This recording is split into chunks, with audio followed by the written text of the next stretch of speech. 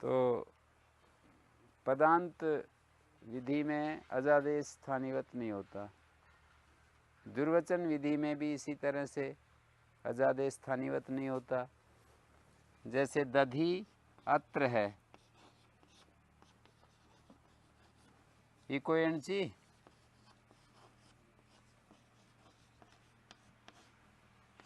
पर निमित्तक अजादेश है ये ई के स्थान में जो ये है, और इसको हमने अचोराभ्याम द्वे अनची से एक सूत्र है, उसका अर्थ है अच से उत्तर यर को दुर्वचन अनच के पर रहते। तो यहाँ निकालो 8वें अध्याय के चौथा पद आखिरी में, अच से उत्तर यर को दुर्वचन होता है, अनच के परे रहते। तो ये अच है, इससे उत्तर यर में ध आ जाता है, अनच के पर रहते दुर्वचन होता है। यदि ये स्थानीवत हो जाए तो इस ध को दुर्वचन नहीं हो सकता है। पर निमित्तक अजादेश स्थानीवत होता है पूर्व विधि करने में। पूर्व में ये ध को दुर्वचन करने जा रहे हैं, तो नपदान दुर्वचन कहता है कि दुर्वचन विधि में अजादेश स्थानीवत नहीं होता। ये जो पर को निमित्त मान करके ई को यह हुआ है, इसको अजादेश कह रहे हैं, अच के स्थान में आदेश। इससे पहले स्थानीवत आदेशा, ई को जो यह हुआ है स्थानीवत हो जाए तो दुर्वचन रुकने लगा। अनाचीच है सूत्र जो है अलाश्रय विधि है ना, अल का आश्रय करके विधि हो रही है ना। क्या अल का आश्रय है यहाँ पर? अनच परे रहते अली विधि है। अनच के परे रहते जो ये ध को दुर्वचन हुआ है, ये अल को आश्रय करके हो रही है। तो अचा प्रश्न पूर्व विधो कहेगा कि स्थानीवत हो जाता है। पर निमित्तक अजादेश, वो भी अनादिष्ट अच भी घट रहा है ना। स्थानीय भूत अच क्या है यहाँ? स्थानीय भूत अच इकार है ना, यकार तो इसके स्थान में आदेश हुआ है। स्थानीय भूत इकार से पहले धकार है, इकार से पूर्व जो है अकार है या ये धकार है?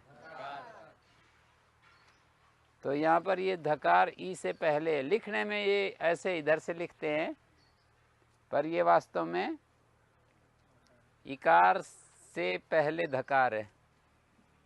ठीक है, तो स्थानीभूत अच से पूर्व धकार है, जिसको हम कार्य करने जा रहे हैं वो स्थानीभूत अच से पूर्व है। तो फिर इस ध को दुर्वचन नहीं होने लगा, मतलब ये स्थानीवत जब हो गया तो ये दुर्वचन रुक गया। फिर नपदान दुर्वचन ने इसका निषेध कर दिया कि दुर्वचन करने में अजादेश स्थानीवत नहीं होता। स्थानीवत नहीं होगा तो फिर अनच परे मिल जाएगा और ध को दुर्वचन ध ध य अत्र ये स्थिति बन जाएगी है। झलाम जस झसी वही एक सूत्र है, झलों के स्थान में जस हो जाता है, झस परे रहते झलों को जश, तो जस में तीसरे अक्षर आते ना, ज ब ग ड द।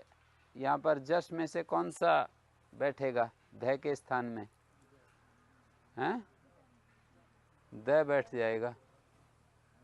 गुरुजी यहाँ पे वो परिभाषा भी घटा के दिखाई है। कौन सी?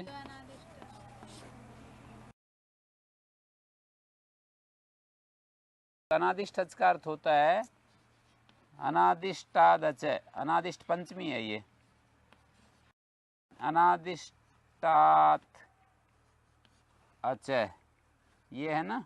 इसका अर्थ आप सीधा सा ये निकाल लिया करो, स्थानीय भूतादच।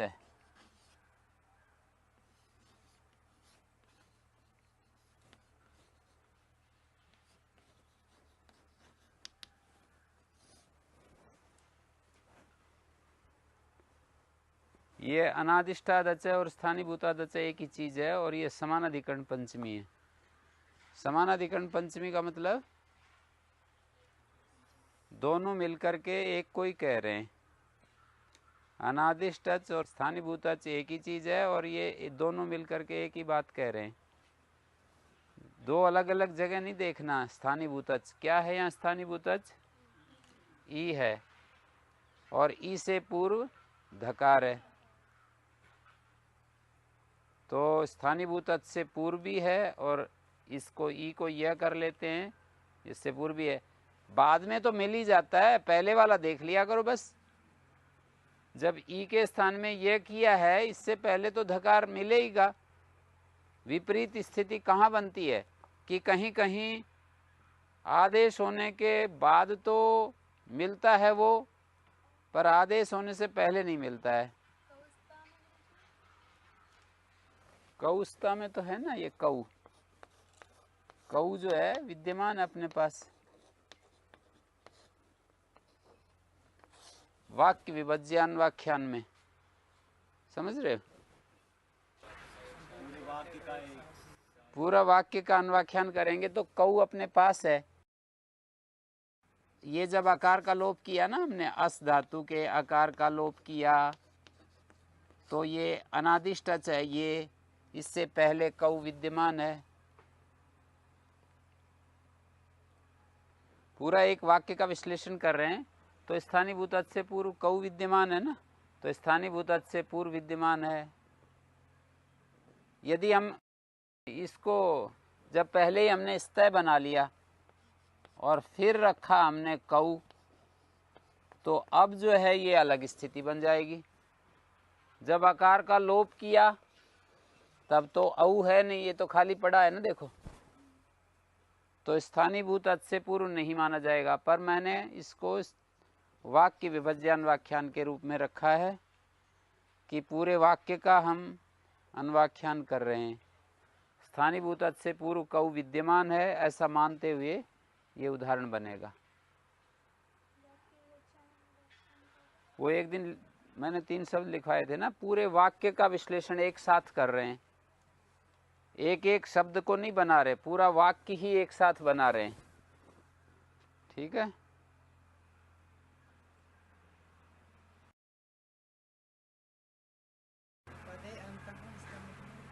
पद के परिहृत पूर्व में अंत को कार्य कर रहा हूँ।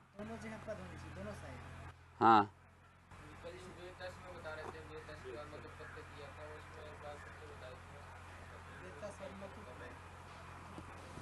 वेतस में तो पद परे नहीं है ना, ये आकार का लोप और ये मतुप है।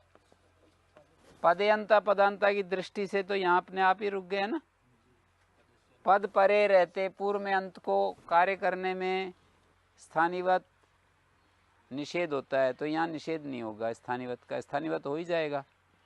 अच्छा, प्रश्न पूर्व जो स्थानीवत हो जाएगा तो सकारांत की पद संज्ञा नहीं होगी। यहाँ पर दिक्कत क्या है? वेतस्वान में ससदसो रू से सकार को रू पाएगा, और ये रू कब पाता है? जब अचा प्रश्न पूर्व विधौ से स्थानीवत का मना हो जाता है, न पदांत सूत्र से। न पदांत सूत्र से मना हो जाएगा तो इस सकार को रू प्राप्त होगा।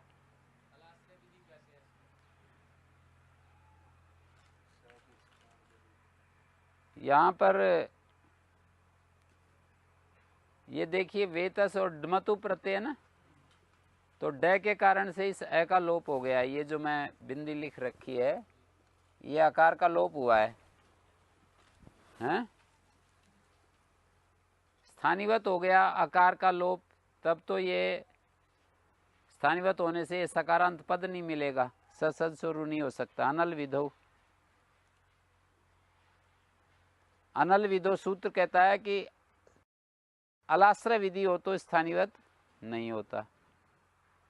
तो अलाश्रय विधि ससदसुरु में जो सकार का आश्रय किया है ना, हाँ, तो उस सूत्र में देखेंगे ना,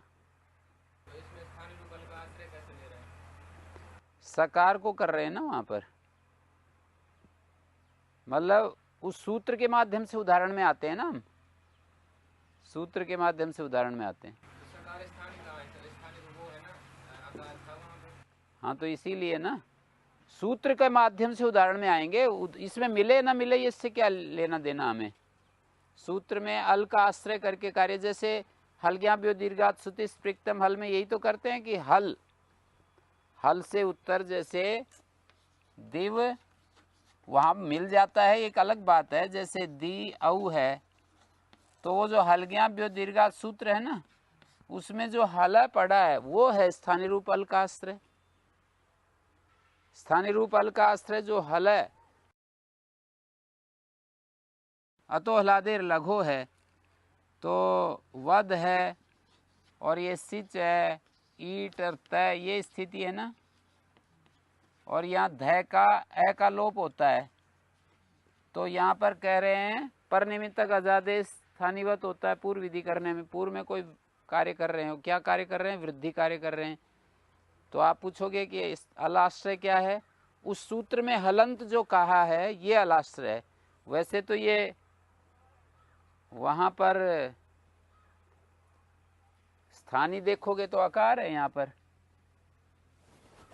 स्थानीय यदि देखोगे तो वध में आकार है।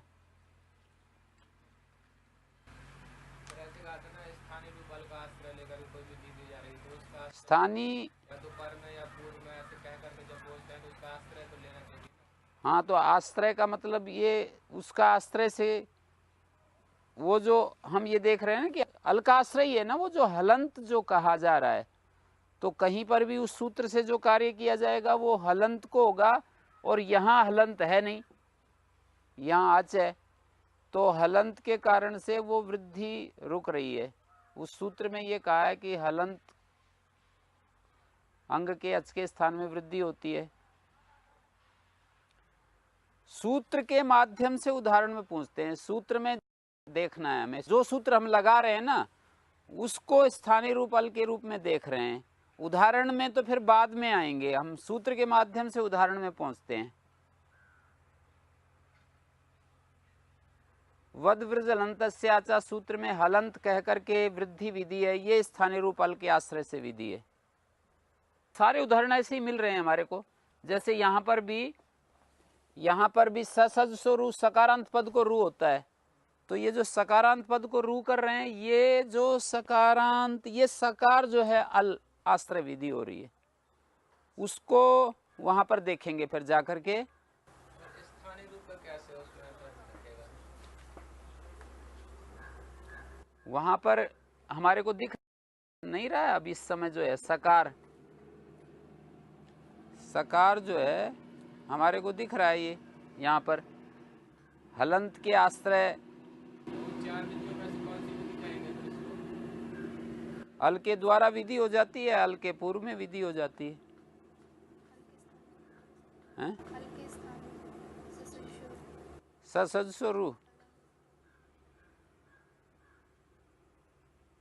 हल के द्वारा में तो जैसे उसमें महोरस के में दिया था, उसमें सकार को विसर्ग, वो तो बीच में मतलब उसके द्वारा हो रहा था। अट कुपांग अट के व्यवधान में होता है, वो अट के द्वारा व्यवधान हो रहा है ना। पर उसमें तो आश्रय लिया था, मतलब स्पष्ट दिख रहा था। इसमें कैसे फिर? इसमें वो जो सूत्र है वो यूं कह रहा है सकारांत पद को रू होता है, और ये जो है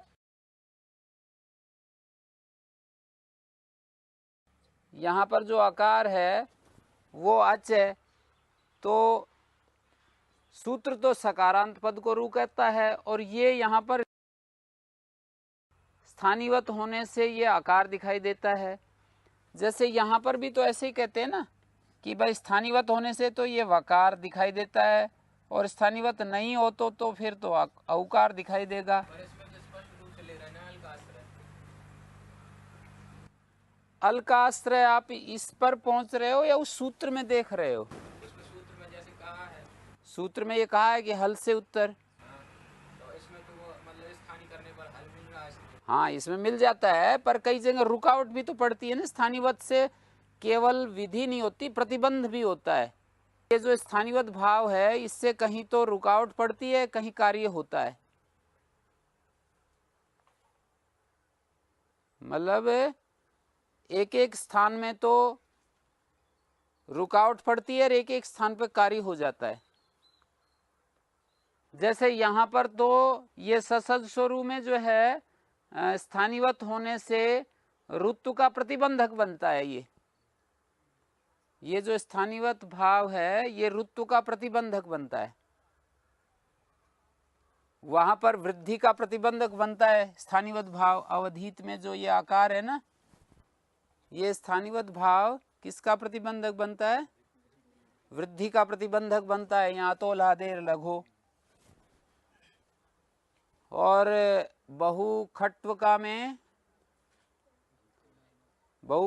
में ह्रस्वान्ते अंत्यात पूर्वम स्वर का प्रतिबंधक बनता है स्थानिवत भाव। पटयति में वृद्धि का प्रतिबंधक बनता है।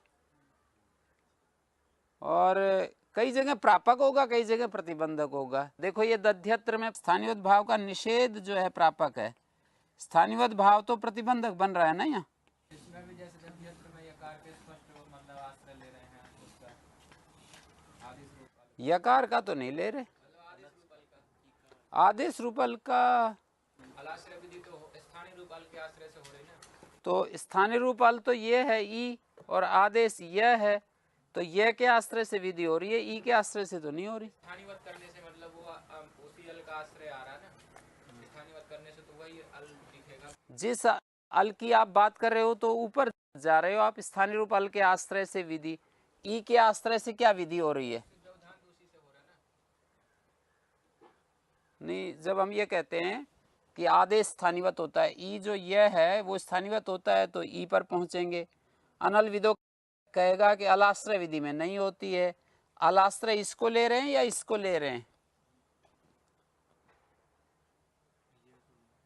अलाश्रय विधि में अल के आश्रय से विधि, तो मैं सूत्र के ऊपर जा रहा हूं कि अनचिच में ये कहा है कि अनच के पर रहते, तो ये अनच का आश्रय लिया गया है, अनच का आश्रय लिया है। पर यहाँ पर तो ई को हम देखेंगे ना, यहाँ पर स्थानीय के रूप में यदि देखोगे तो ई के ऊपर जाओगे। अनच में तो ये आता है, पर ये तो आदेश है और हमें जाना है स्थानीय के ऊपर। हाँ, अनल विदो की स्थिति में तो फिर एस वाले इसका मतलब यकार का लेंगे ना आश्रय। इससे विधि करने जा रहे हैं। इसको नहीं, आदेश को नहीं देख रहे, ऊपर वाले को ही देखते हैं। जिसके स्थान में आदेश करते हैं उसको पकड़ते हैं, इसको नहीं, आदेश को नहीं पकड़ते। जिसके स्थान में वो आदेश हुआ है उसको पकड़ते हैं। उसके आश्रय से कोई विधि प्रापक या प्रतिबंधक किस तरह से मतलब बन रही है। स्थानीय रूप के आश्रय से यहाँ पर दुर्वचन विधि में बाधा पड़ रही है। हम ई का आश्रय लेकर के देखते हैं तो दुर्वचन रुक रहा है। यहाँ अच से उत्तर ध, ध से उत्तर ई मिल रहा है। और अनचिचे में कहा है कि अच से उत्तर यर को दुर्वचन अनच के पर रहते। ये सब जगह तो प्रतिबंधक का ही बन रहा है। प्रापक का क्या उदाहरण बनेगा जी? स्थानीय रूप अल के आश्रय से जो विधि होती है, कहीं तो प्रापक होगी, कहीं प्रतिबंधक होगी ना। स्थानीवत भाव होने से कहीं तो वो विधि प्राप्त होगी और कहीं रुकावट पड़ेगी। ये जैसे उदाहरण है, हम एक एक उदाहरण को, तो बहुत उदाहरण मिलेंगे इसमें। हम जो एक एक उदाहरण लेकर के चल रहे हैं, इन सारे उदाहरणों में हम किसी में भी देख सकते हैं। देखिए, जैसे यहाँ दधि अत्र में ई को यणची यह हुआ है, और इस यह को यदि हम स्थानीवत आदेश इतने सूत्र के द्वारा इसको आदेश को स्थानीवत कर देते हैं, यह को स्थानीवत कर देते हैं, तो अनचिच प्रतिबंधित हो गया, रुक गया। अनचिच रुक गया, रोक लग गई अनचिच के ऊपर। यदि ये स्थानीवत हो जाए तो, यकार स्थानीवत हो जाए तो अनचिच पर रोक लग गई। अनल विदो कहेगा कि ये अलाश्रय विधि है इसलिए स्थानीवत नहीं होता। स्थानीवत नहीं होने से यहाँ दुर्वचन खुल गया। स्थानीवत होने से तो ये रुक रहा है दुर्वचन, स्थानीवत का मना होने से दुर्वचन खुल गया। ठीक है। फिर अचा प्रश्न पूर्व विदो से स्थानीवत होने लगा, नपदान दुर्वचन, दुर्वचन विधि में स्थानीवत का मना हो गया। मना होने से दुर्वचन खुल रहा है।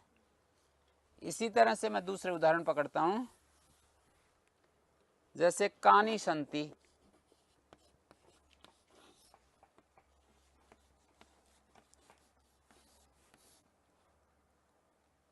इको एणची होता है ना, स्थानीवत होने से इकार को यणादेश प्राप्त हो रहा है, ये प्रापक का उदाहरण बन रहा है। जैसे वहां पर तो दधियत्र में स्थानीवत होने से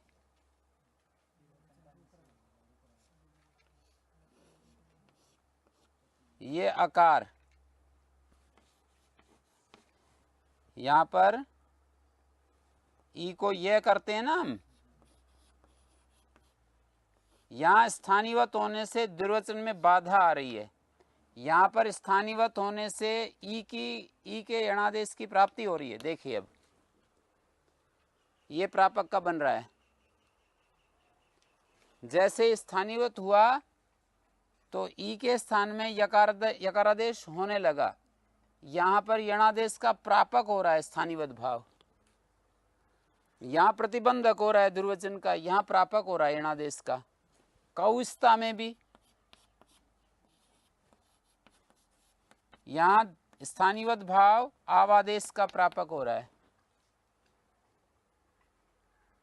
एचो यावा स्थानीवत भाव यदि आकार का स्थानीवत हो जाए तो औ को आवादेश हो गया, प्रापक हो रहा है। स्थानीवत भाव किसी विधि का प्रापक होगा, किसी विधि का प्रतिबंधक होगा। तो यहाँ पर स्थानीवत भाव प्रापक हो रहा है आवादेश का, यहाँ पर यणादेश का प्रापक हो रहा है। यहाँ दध्यत्र में स्थानीवत भाव प्रतिबंधक हो रहा है, यहाँ पर प्रतिबंधक हो रहा है। तो कौस्ता में भी पर निमित्तक अजादेश स्थानीवत होता है, पूर्व विधिकरण में स्थानीवत होने से आवादेश का प्रापक बन रहा है। न पदांत दुर्वचन फिर मना हो गया कि ये स्थानीवत नहीं हुआ तब ये मतलब कऊ जैसा है वैसा रहेगा, इसमें आवादेश नहीं हुआ। हम यहाँ से देख करके चलेंगे, स्थानीवत आदेशा से इसकी स्टार्ट करेंगे यात्रा। तो स्थानीवत आदेशा जैसे ही देखेंगे तो वो आदेश स्थानीवत होता है ये बोलेंगे तो कहीं तो वो प्रापक होगा, कहीं प्रतिबंधक होगा। गुरुजी दध्यत्र में द्विवचन का प्रतिबंधक हो रहा है। ई के स्थान में ये हुआ है, यदि ये स्थानीवत हो जाए तो द्विवचन का प्रतिबंधक हो रहा है स्थानीवत भाव। ई को जो ये हुआ है ये ई रूप में हमारे को दिखाई दे तो ये प्रतिबंधक हो रहा है, ये स्थानीवत भाव धकार को दुर्वचन रोक रहा है, धकार के दुर्वचन का प्रतिबंधक हो रहा है। अब मैं वेत समान पर भी आता हूँ। वेत शब्द से डमतु प्रत्यय हुआ और डित होने से आकार का लोप हुआ। यदि ये स्थानीवत हो जाए, स्थानीवत आदेश स्थानीवत होता है, आदेश स्थानीवत होगा तो ये इस स्थिति में पहुंच जाएंगे ना। आदेश स्थानीवत होता है, स्थानीवत भाव ऋत्व का प्रतिबंधक हो रहा है, स्थानीवत भाव ऋत्व का प्रतिबंधक हो रहा है। ये जो स्थानीवत भाव है ये स्थिति हमारे सामने आ जाएगी। ये स्थिति सामने आते ही ससद स्वरू तो रुक गया, तो स्थानीवत भाव यहाँ प्रतिबंधक हो रहा है। हाँ? इससे ऊपर वाली स्थिति ऐसे करके देख सकते हो आप, वेतस और लोप हो गया, लोप हो गया ना। अब स्थानीवत भाव ऊपर वाली स्थिति को मैं ऊपर लिख दिया, इसको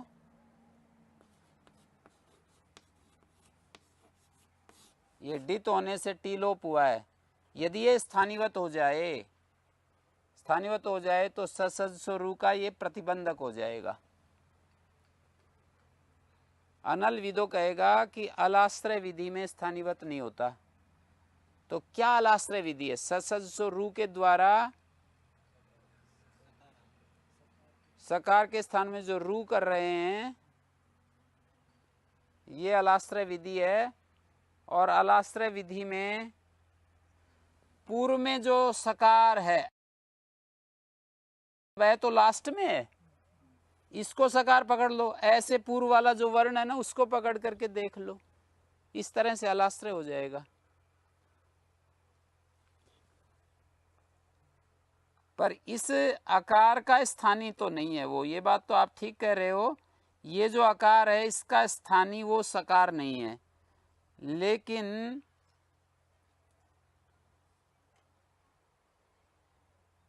यहाँ पर अल से पूर्व में विधि जरूर है। सकार को जो रू कर रहे हैं, आकार से पूर्व में जरूर है वो सकार जिसको हम ससज शुरू करने जा रहे हैं। इस तरह से अलाश्रय है, उसी को विधि हो ऐसा जरूरी नहीं ना।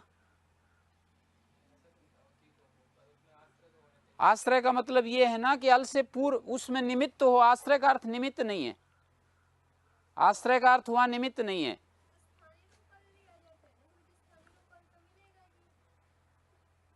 जैसे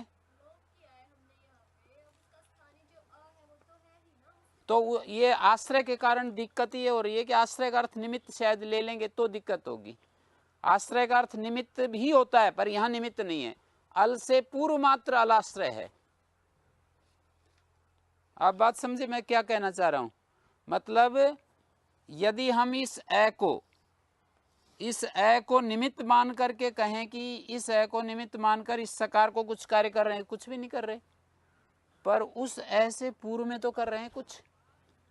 तो यहाँ आश्रय शब्द का निमित्त अर्थ नहीं है। आश्रय का निमित्त भी होता है पर यहाँ निमित्त नहीं है।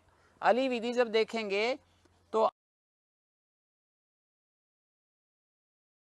अल के निमित्त से कोई विधि हो ऐसा नहीं, सब जगह हो भी सकता है पर अल से पूर्व मात्र में कोई विधि हो सकती है।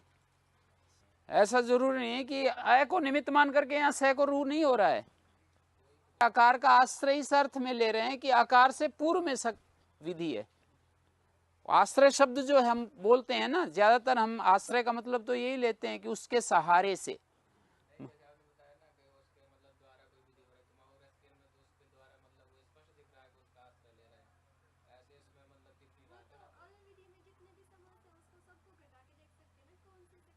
कौन से काम चल रहा है? तो अली विधि में जो है, अली विधि में निमित्तत्व नहीं है कि अल को निमित्त मान करके पूर्व में कोई कार्य हो, ऐसा निमित्तता नहीं है। निमित्त सप्तमी नहीं है कि अल के पर अल को निमित्त मानकर पूर्व में विधि होनी चाहिए, ऐसा नहीं। मतलब अल से पूर्व में, जस्ट पूर्व में होनी चाहिए। अल से पूर्व में कुछ कार्य होना चाहिए, और जस्ट भी नहीं है, मतलब अल से पूर्व में कुछ कार्य होना चाहिए। उसी उदाहरण में अल से पूर्व में कोई कार्य होना चाहिए। तो स्थानीयवत भाव यहाँ पर, स्थानीयवत भाव यहाँ ससज स्वरू का प्रतिबंधक बन रहा है, और इस अल से पूर्व में विधि है, अल से पूर्व विधि। वहाँ अवधित में क्या है? वृद्धि जो विधि कर रहे हैं ना आकार को, वो स्थानीय रूप अल को निमित्त तो नहीं माना पर इससे पूर्व तो है वो, ठीक है। वहां पर भी वद्वृद्ध हलंतस्य आचा सूत्र में जो ये आकार है, वहां पर जो ये कहा है हलंत अंग के अच के स्थान में वृद्धि होती है, तो वो आकार से पूर्व में तो है ना। उस सूत्र का जो कार्य है वो इस रूप में है कि हलादि और हलंत अंग के आकार को वृद्धि होती है, तो उसको स्थानीय रूप अल से पूर्व में देख लेंगे। उस सूत्र का जो कार्य है वहां पर स्थानीयवत भाव, स्थानीयवत भाव ये स्थिति है। यहाँ पर जो ये लोप है स्थानीयवत भाव, यहाँ पर प्रतिबंधक बनेगा, वृद्धि का प्रतिबंधक बनेगा। और जो है लोप करने के बाद ये स्थिति आई, अब हमारे को हलंत दिख रहा है। लोप करने के बाद ये स्थिति आई, सूत्र की शर्त घट रही है पूरी की पूरी, हलादि हलंत आकार, पर ये स्थानीय रूप अल से पूर्व में है। ये कार्य उस अ का आश्रय लिया, उस अ से पूर्व में कार्य है। मतलब उसकी निमित्तता इस तरह से नहीं है कि उसके कारण से ये वृद्धि हो रही हो, ऐसा नहीं है। उस आकार की निमित्तता यहाँ पूर्व में वृद्धि में नहीं है, पर पूर्व में तो कार्य है। वो सूत्र का अर्थ है हलादि हलंत अंग के आकार को वृद्धि होती है, और ये जो हलादि हलंत अंग के आकार को वृद्धि कर रहे हैं ये स्थानीय रूपल, ये है ना स्थानीय रूपल, इससे पूर्व में है। ऐसे ही यहाँ पर जो आकार है इससे पूर्व में स को रू हो रहा है। यहाँ पर इस सूत्र की शर्त घट रही है, ससज सो रू की शर्त घट रही है। फिर स्थानीवत आदेशा ने कहा कि ये जो आदेश है स्थानीवत होता है, जस्ट हम यहाँ पहुंच गए तो ऋतु का प्रतिबंधक हो गया स्थानीवत भाव, ठीक है, ऋतु का प्रतिबंधक हो गया ये। फिर अनल विदों ने क्या कहा कि भाई अल के आश्रय से, स्थान रूप अल के आश्रय से कोई विधि हो तो आदेश स्थानीवत नहीं होता। अल का आश्रय का मतलब अल से पूर्व में कोई विधि हो तो अल से पूर्व में ही तो विधि है ये सैक और रू, ये है अल और इससे पूर्व में ही तो विधि है सैक और रू, ठीक हो गया।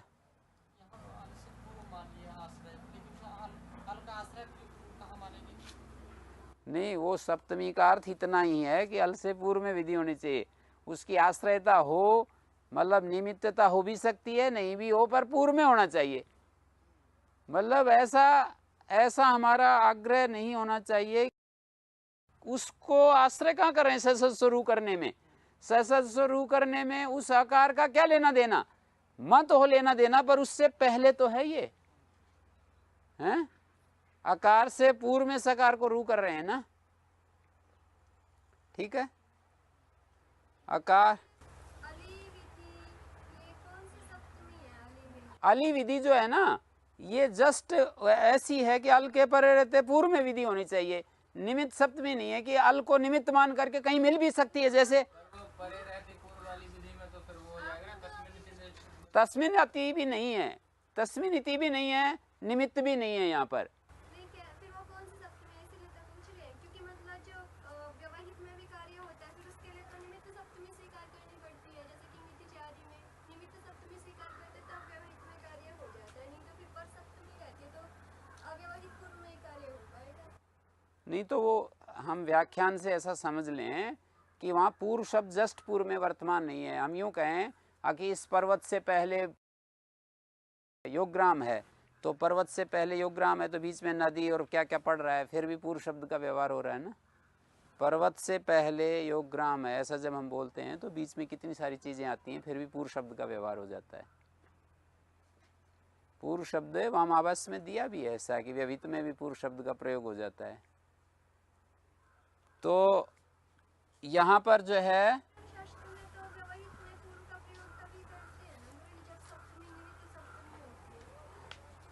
तो निमित्त मान लीजिए, पर निमित्त उस तरह का नहीं है ये कि अल के कारण से पूर्व में कोई कार्य हो। उसकी निमित्तता इतने अर्थ में कि अल के होने पर पूर्व में कोई कार्य हो। निमित्त सप्तमी जो है वो सत सप्तमी होती है, निमित्त सप्तमी हमेशा सत सप्तमी होती है, अल के होने पर ये हो, फिर वो सप्तमी है, सप्तमी के अर्थ में वहाँ पूर्व भी आ रहा है, अल के होने पर पूर्व में कुछ कार्य हो रहा हो। जैसे उदाहरण है, उनके द्वारा कभी कभी शब्दों के अर्थ का अवधारणा बनानी पड़ती है। उदाहरण हमें जैसे मिल रहे हैं ना, उनके आधार पर हमें शब्दों के अर्थों का निश्चय करना पड़ेगा।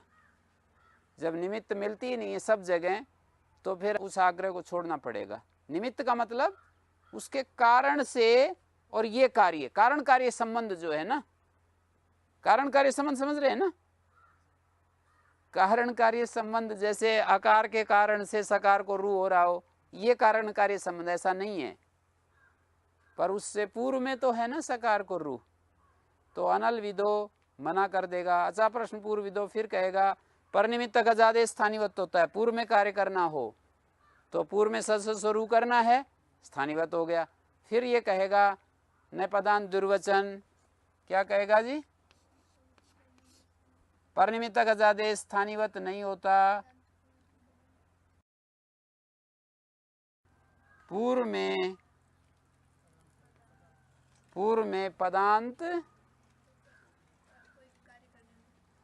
संबंधी कोई कार्य करना हो, सस्वरूप पदांत संबंधी कार्य है, या पदे अंता कर लेंगे तब तो कोई दिक्कत ही नहीं है, ये पद परे नहीं है, और ये पूर्व में अंत को कार्य है पर ये पद परे नहीं है। पदे अंता, पद परे रहते,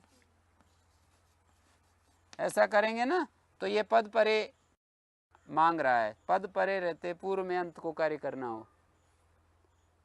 जैसे कानी संति था ना, कानी एक पद है, संति एक पद है, ऐसी पद के परे रहते अंत संबंधी कार्य, ये विधि भी तो है ना फिर आगे। पद के परे रहते अंतावयव कार्य, चरमावयव कार्य कर्तव्य। हाँ जी। जो आपने बताया कि जैसे पूर्व में मतलब ससज स्वरूप कर रहे हैं अल के पूर्व में, हाँ तो यहाँ पे निमित्त भी होगी कि निमित्त से भी हो जाएगा कि मतलब जैसे अल को निमित्त मानकर जो कार्य होना है, कौन से अल को? जैसे यहाँ पे किए हुए तो नहीं, ये जो आकार है ना, ये अल देखा जा रहा है। ये जो आकार है ना, लोप जो हुआ है। ना, मैं भी वही बोल रहा हूँ। जैसे आकार जैसे आ गया, अल के पूर्व में हम विधि कर रहे हैं ससज स्वरूप। आपने बताया निमित्त सप्तमी, निमित्त सप्तमी मतलब उसी को निमित्त मानकर ससज स्वरूप कर रहे हैं। नहीं, उसको निमित्त मानकर नहीं कर रहे। नहीं तो निमित्त भी लगेगा क्या, एक दूसरा? नहीं, निमित्त नहीं लगेगा उसको, पर बस इतना मात्र देखेंगे कि इससे पूर्व में विधि है, आकार के पूर्व में विधि है। अली विधि का मतलब ये है कि अल से पूर्व को विधि।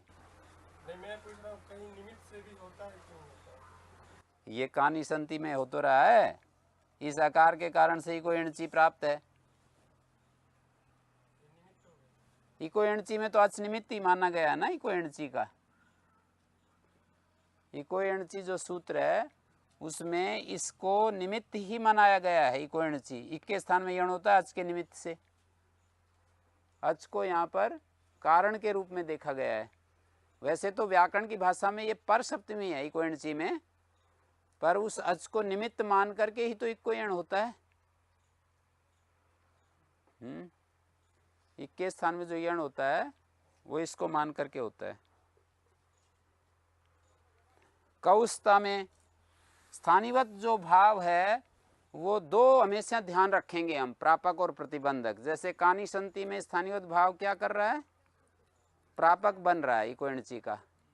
कौस्ता में एचो यवा यावा का प्रापक बन रहा है। और वेतस्वान में स्थानीवत भाव ऋत्व का प्रतिबंधक हो रहा है, ऋत्व का प्रतिबंधक हो रहा है। और एक उदाहरण है षडिका, षडंगुलीदत्त एक शब्द है। 5वें अध्याय में कुछ ऐसे शब्द होते हैं कि उनसे हम प्रत्यय कर देते हैं। अल्पे, रस्वे, संज्ञायाम कन, कुत्सिते, अनुकंपायाम। वो बताए थे एक दिन 6 अर्थ, अल्पे, रस्वे, कुत्सिते, अनुकंपायाम, संज्ञायाम कन। ठीक है। तो मान लीजिए बहुवचो मनुष्य नाम नष्ठज्वा, बहुतच वाला कोई मनुष्य नाम वाची शब्द हो तो उससे अल्पे, रस्वे आदि अर्थों में ठच प्रत्यय हो गया। देखिए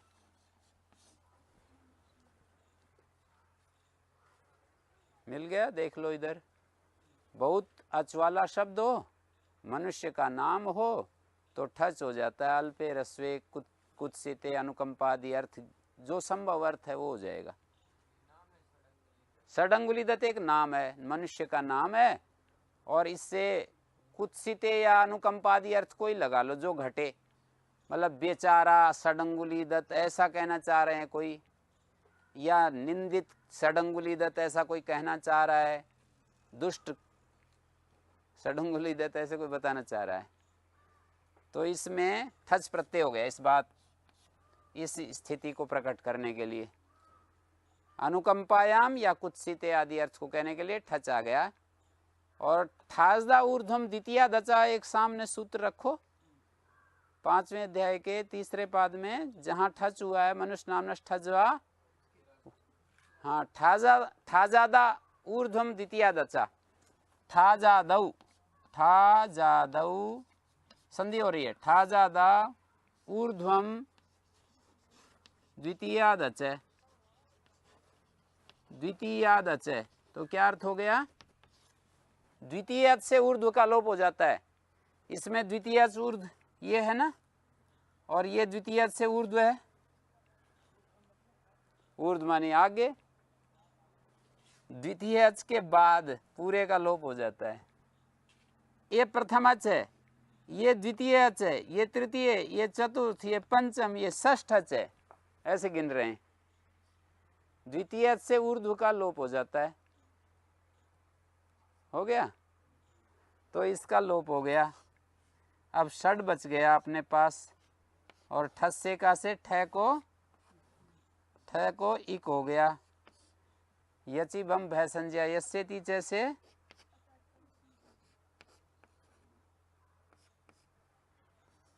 इक हो गया। ये भय संज्ञा है ना। ये मूल जो शब्द होता है शश होता है।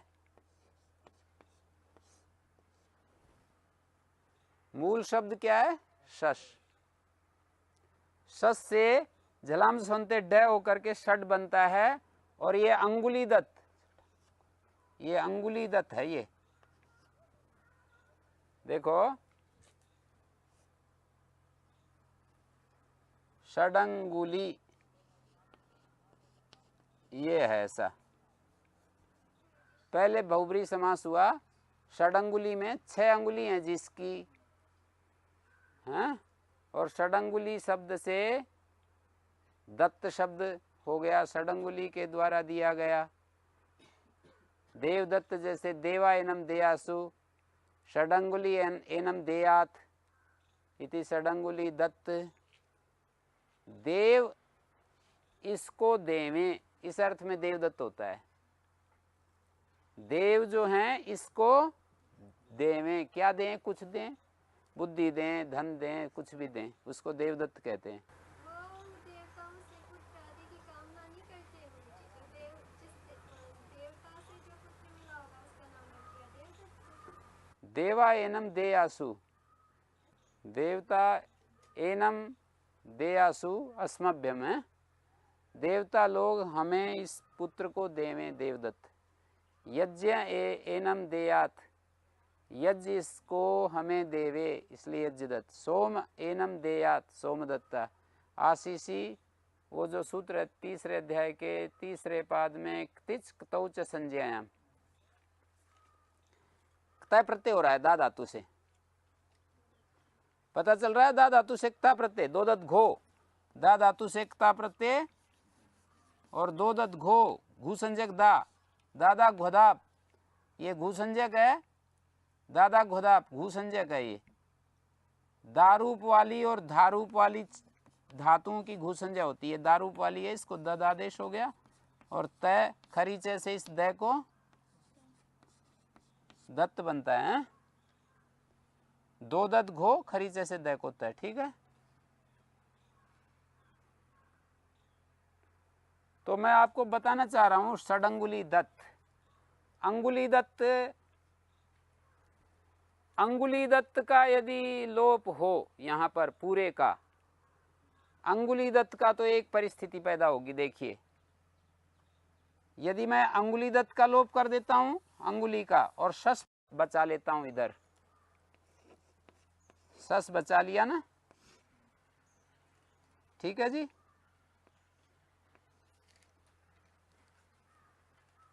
शश बचा लिया, इसका अलौकिक विग्रह करेंगे तो इस तरह से होगा। शश जस, अंगुली जस, बहुब्री समास करेंगे तो इनका सुबोधात प्रातिपदिक इनका लुक हो जाएगा। फिर सस अंगुली, और इसका फिर षडंगुली का, जलाम जसुंते षडंगुली का दत्त के साथ फिर एक समास हो गया। अब अंगुली दत्त को हटा दिया मैंने, सस रख लिया, और इससे ठच प्रत्यय आया। ठच के परे रहते हुआ है ये कार्य। अंगुली दत्त को मैंने हटाया, अभी दूसरा भी बताऊंगा। अभी ये अंगुली दत्त को हटाया है मैंने, ड में आकार को भी हटा रखा है, ड में आकार को भी हटाया। अब क्या स्थिति बनी? ठ के स्थान में ई आ गया। अंतर्वर्तनी विभक्ति को लेकर के यहाँ क्या है? अंतर्वर्तनी विभक्ति को लेकर के इस सस की क्या संज्ञा है? पद संज्ञा है। अंतर्वर्तनी विभक्ति ये जस है, सुबह जिसका सुबह धातु प्रातिपदिक लुक है। अंतर्वर्तनी विभक्ति को लेकर सस की सुप्तिंगंतम पदम पद संज्ञा है। प्रत्यय लोपे प्रत्यय लक्षणम, इस जस को मान करके इसकी पद संज्ञा है। एक अक्षर पूर्व पदानाम उत्तर पद लोपो वक्तव्य, एक वार्तिक है जो एक अक्षर वाले पूर्व पद हों तो पूरे उत्तर पद का लोप हो जाता है। हैं? अभी इसके विषय में तो सौत्र लोप ही होता है, वार्तिककार का लोप नहीं होता है। पर मैं आपको एक उदाहरण, काल्पनिक उदाहरण बता रहा हूँ, यूँ समझ लो। यहाँ पर सौत्र लोप ही होता है। सौत्र लोप और वार्तिक लोप समझते हैं? सूत्र के द्वारा जो लोप हो रहा हो, इस सूत्र के द्वारा उसको सौत्र लोप कहते हैं। सूत्र के द्वारा निष्पन्न जो लोप है उसको सौत्र लोप कहते हैं। और एक जो है ना, एकाक्षर पूर्व पदानाम उत्तर पद लोपो वक्तव्य, देखो एकाक्षर पूर्व पदानाम, ये वार्तिक लोप है, उत्तर पद लोपो वक्तव्य। मैंने वार्तिककार का ये लोप लगा करके इसकी सिद्धि करने जा रहा हूं। उत्तर पद लोपो वक्तव्य,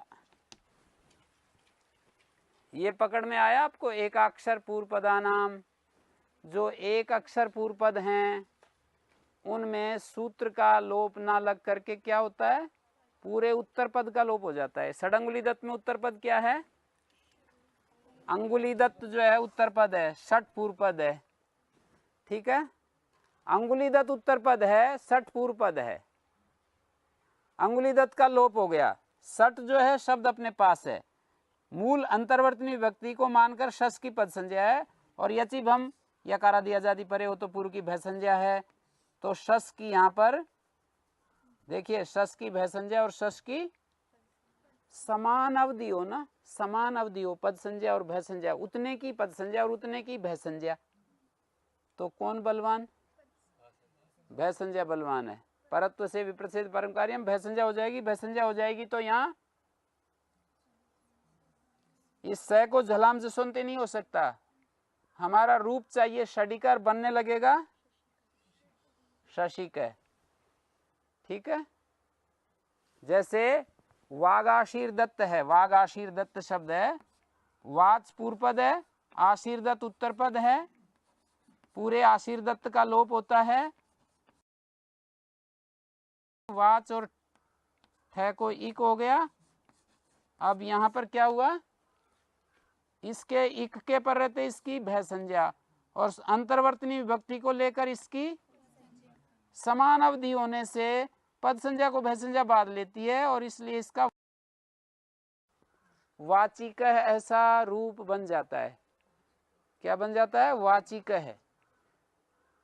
वाचिका का अर्थ है बेचारा वागाशीर दत्त, या वाचिका का अर्थ है दुष्ट वागाशीर दत्त, कुत्सित निंदित वागाशीर दत्त। ऐसा प्रसंग के अनुसार जैसा भी बैठे हैं, अनुकंपित वागाशीर दत्त या कुत्सित वागाशीर दत्त हैं।